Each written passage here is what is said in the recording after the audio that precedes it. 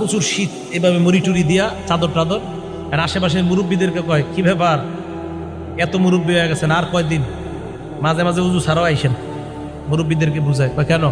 উজু ছাড়াও মাঝে মাঝে নামাজ হয়ে যায়, আজকে তো আমি উজু করিনি। খুব বুক ফুলায় বলতেছে। মুরব্বীরা তো অবাক, বেচারা তো আসলেই জানে না। আবার ওই ছেলে বলছে, এই যে বুখারী শরীফের হাদিসে আছে, মুরব্বীরা ইমাম সাহেবরা বলছে, হুজুর আপনি বুখারী শরীফ 20 বছর কি পড়াইলেন, এখনো পর্যন্ত এই হাদিস পড়ার নাই যে উজু ছাড়া যে নামাজ হয়।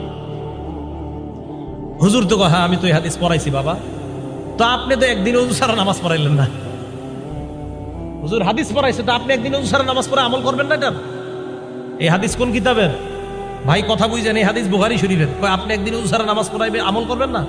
হুজুর বললেন যে ভাই, উম্মতের ঘুম আর নবীদের ঘুমের মাঝে পার্থক্য আছে। ওই সেগুলো দেশে বুঝাই দিল। কয় কি পার্থক্য? কয় নবী যখন ঘুমায় তার চোখ ঘুমায়, অন্তর ঘুমায় না। উম্মত যখন ঘুমায় তখন উম্মতের চোখ